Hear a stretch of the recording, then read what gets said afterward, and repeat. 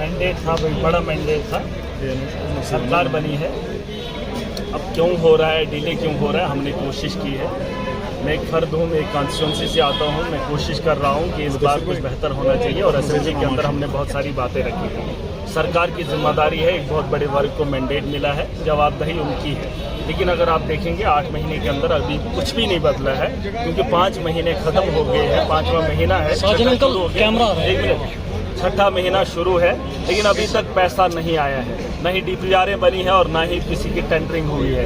कहीं न कहीं सरकार का फेलियर रहा है, क्योंकि मैंने इनको असेंबली के अंदर ये बात बोली थी कि इस बार जल्दी से जल्दी कामों को उठाना चाहिए, ताकि हिली एरिया ज़्यादातर है, बर्फीला इलाका है, क्योंकि लैप्स होने में कोई भी कमी नहीं होती है। देखिए, जो सबसे बड़ी बात है प्लानिंग में फेलियर है, और सरकार कहीं न कहीं का अगर खामोश है तो सवालिया निशान है। अभी तक रोजगार अगर लोगों को नहीं मिल रहा है, अभी तक अगर डेवलपमेंटल कामों को नहीं उठाया गया है, सबसे बड़ी नाकामी हमारी यही है। चाहे यूटी है, चाहे स्टेट हो, चाहे 370 में हो, इन लोगों ने हमेशा आवाम के साथ धोखा किया है और ज़मीनी सतह पर पैसा टाइम पे नहीं लगाया है। सर्दियों में जब पैसा आता है तो पैसा हम लगा नहीं पाते हैं, कारोबार होता नहीं है, सड़कें नहीं बनती है, स्कूल नहीं बनते हैं, और वक्त पे जब बर्फ पड़ जाती है फिर ये सारे काम ठप पड़ जाते हैं। फिर अगले साल में लाइबिलिटी आती है। जो काम 1 साल के अंदर किया जा सकता है, उस काम को करने के लिए यहाँ पर 10 साल लगाए जाते हैं। तो इससे ये फेलियर है, और मुझे लगता है कहीं न कहीं अगर इसमें सुधार नहीं आएगा, छठा महीना आने वाला है, अभी भी पैसा रिलीज नहीं है, वर्क प्रोजेक्शन नहीं है, तो कहीं आगे हम नहीं कर सकते। सर, डेलीगेशन जो है इस वक्त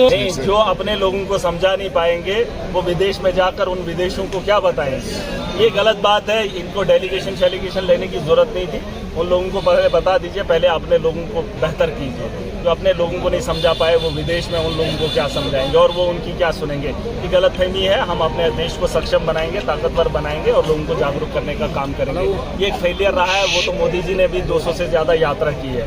फेलियर है। कूटनीति ऐसे नहीं बनेगी कि लोग जिन नेताओं को भेजा है, ये उन नेताओं का काम नहीं है। फिलहाल अपने परिवार को बेहतर कीजिए। जो चीज़ हमारा हक है, इसमें कोई दो राय नहीं, लेकिन भाजपा का जो तरीकाकार रहा है, उन्होंने कहा जब आतंकवाद खत्म होगा, जब हालात सामान्य होंगे, आतंकवादी हमले तो रोज हो रहे हैं, आतंकवादी अंदर घुस रहे हैं रोज, इससे फर्क नहीं पड़ रहा है। तो अगर आप बीजेपी के उस पर तर्ज पे देखेंगे तो मुझे नहीं लगता स्टेट वोट मिलेगा। लेकिन मैं बीजेपी को एक चीज़ बताना चाहूँगा, देश को इतना जागीर बनाकर मत रखिए। तुम्हारे अलावा भी हमने इस देश को चलाया है, अब तुम्हारे हाथ में है, तुम लोगों की जिंदगी के साथ खिलवाड़ कर रहे हो। तुम तो सरकार में बैठकर सरकार को काम नहीं करना देना चाहते हो। तुम्हें आतंकवाद से फर्क थोड़ी पड़ता है। तुम्हारा डिक्टेटरशिप, तुम्हारा जो तानाशाही है, तुम उसके शौकीन हो। देखिए, स्टेटहुड अगर मान के चलिए ना भी मिले, लेकिन इनको बोलो ना, लोगों का पैसा तो दे दो। अरे आतंकवादी नहीं मांग रहे, पैसा नहीं दे रहे, क्या करोगे स्टेटहुड का? अरे स्टेटहुड को छोड़ दीजिए, इनको ये बोले पैसा दीजिए, पैसे का रिलीज दीजिए। जो सरकार बनी है, काम तो करने दीजिए। आतंकवाद को हमने क्या करना? ठीक है, स्टेटहुड में चलो लॉ एंड ऑर्डर रहेगा। अरे लॉ एंड ऑर्डर के बगैर ये सरकार के अंदर कर क्या रहे हैं? आपको पता है जम्मू कश्मीर किस बदहाली के दौर से गुजरा है, जहां माफिया बैठा है। और बीजेपी की इंटेंशन ये नहीं है देश के अंदर आतंकवाद खत्म हो, उनका इंटेंशन ये है कि जम्मू कश्मीर के अंदर बिहार से बदतर हालात है, और उसके तर्ज पे ये चल रहे हैं। और हम स्टेट मांग रहे हैं। स्टेट की बात नहीं है, उसके अलावा भी यूटी के अंदर हमें काम करना है। मैंने आपको भी बोला, नेताओं को 5 साल के बाद हिसाब मत देना। वो ये मत कहना हम 5 साल के बाद जवाब देंगे। रोजमर्रा की जिंदगी है, रोज की जरूरियात है, उस पर हमको मिलकर काम करना है। हमें आज खाना चाहिए, हमें आज जीना है, हमें आज छत चाहिए। आप कहेंगे 5 साल के बाद दूसरे एमएलए को बनाएंगे या दूसरे नेता को, दूसरी सरकार को चुनेंगे, फिर होगा? नहीं।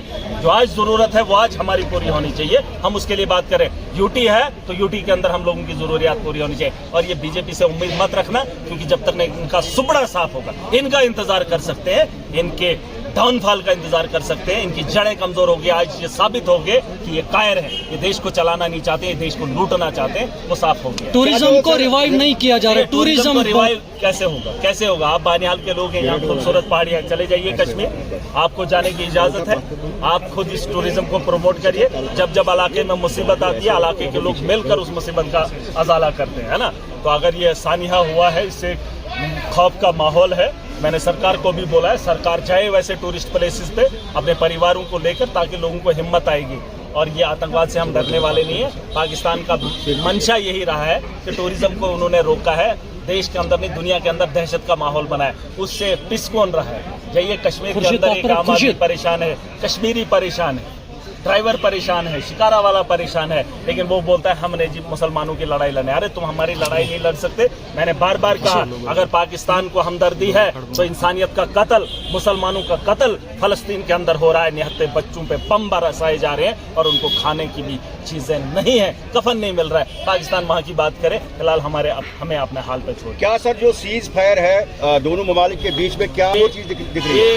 ये पॉलिटिक्स है, ये गेम है, किसी को हमदर्दी नहीं है, बस दुनिया को दिखाना है, इनको ये दिखाना है हमने ये किया, उनको वो बताना है हमने इसको जवाब दिया, बस राजनीति है। लोगों की जानों पे ये राजनीति करेंगे, हम इसे बर्दाश्त नहीं करेंगे। और रही बात भाजपा की, पाकिस्तान तो रोज कहता ही रहता है जंगबंदी हो गई, दुनिया जानती है क्या हुआ क्या नहीं हुआ, फौज हमारी सक्षम है, लेकिन सरकार का जो वादा था, जो बड़ी बड़ी बातें थी, वो खोखली साबित होगी। और आज बिहार के चुनाव में फिर वही गुहार लगाएंगे। उनको बोलना था कि चले आना था पहलगाम, बॉर्डर एरियाज में अब जा रहे हैं, तब क्यों नहीं गए?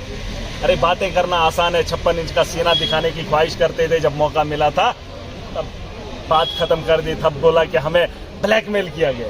ब्लैकमेल, ये ब्लैकमेल की बात है। जवाब ताकत से अगर मांगा था तो ताकत से देना था। आपके तो वादे हैं, बड़ी बड़ी तकरीरें, और अमित शाह तो बोलता था पार्लियामेंट में, हमने 370 के बाद आतंकवाद खत्म किया। कहाँ है आतंकवाद? क्या खत्म हुआ?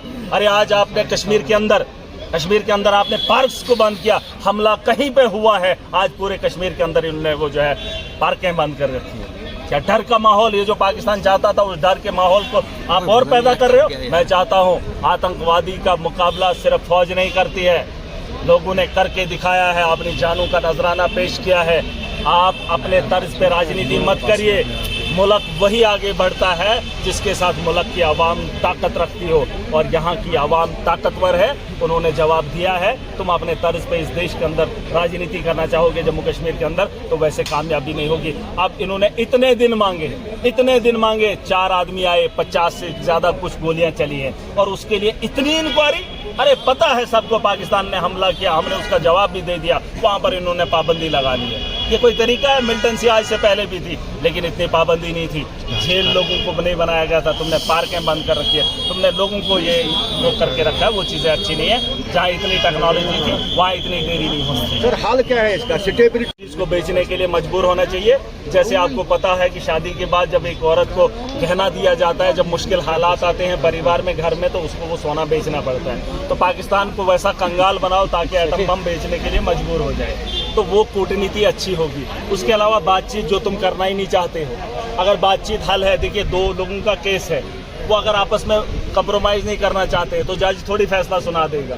जज तो फिर फैक्ट्स पे वो देखेगा, वो लड़ाई चलती रहेगी 10-20 साल, यहाँ पर केसेस चलते हैं। अगर लड़ाई होगी, कोर्ट में केस हो गया, दोनों फिर के आगे हम जी कंप्रोमाइज करेंगे, खुद फैसला करेंगे, जज साहब को लिखत में दे देते हैं तो कंप्रोमाइज हो जाता है। वही बात है, बातचीत से फैसला हो सकता है, लेकिन ये करेंगे नहीं, अहंकारी लोग हैं, बेवकूफ, फिर राजनीति खत्म हो जाएगी ना। अगर मोदी पाकिस्तान के साथ बातचीत से मसला हल करेगा तो ये मानेंगे, बोलेंगे मोदी झुक गया, मोदी डर गया, लेकिन बातचीत से ही बेहतर होता है। जैसे कोर्ट के अंदर हमें पैसा लगवाया जाता है, लास्ट में होता क्या है? कंगाली होती है ना, खत्म हो जाता है इंसान। लेकिन बातचीत कोई नहीं मानेगा, ना वो मानेंगे ना ये मानेंगे।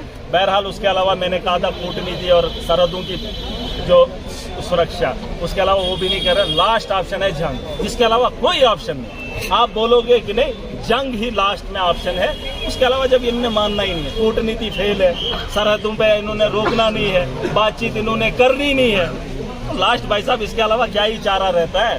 जंग है, और जो जंग होनी है, जो बारूद बना है, आपको क्या लगता है? कुछ लोग कहते हैं नहीं जी मेरा जंग चाहता है। अरे बेवकूफ हो, जो सबसे ज्यादा अपने मुल्क का पैसा हथियारों पे लगाए, वो क्या बेवकूफ लोग हैं कि हथियार जमा कर रहे हैं? हमारे मुल्क ने भी हथियार एटम बम बनाए, किस लिए बनाए? इतने हमने जहाज लाए, किस लिए? अरे ये गिरना है, एक वक्त आएगा, ऐसा कोई इस भरम में ना रहे कि जंग नहीं होगी, एटमी हथियार नहीं गिरेंगे। अरे फिर बना क्यों रहे हैं? गरीबी का आलम है पाकिस्तान के अंदर। देख लीजिए रोटी की कीमत क्या है, रोटी की कीमत क्या है, आप वहां देख लीजिए गाड़ी की कीमत क्या है, और देख लीजिए कि फौज पर कितना पैसा लगा रहे हैं और असले में कितना पैसा लगा रहे हैं। किस लिए लगा रहे हैं? हमारा मुल्क भी लगा रहा है, अमेरिका लगा रहा है, चाइना लगा रहा है। हथियारों पे ज्यादा तरक्की हो रही है और इंसानों को ज्यादा नीचे रोनने की कोशिश की जा रही है। और जो मुल्क हथियार खरीद रहा है सबसे ज्यादा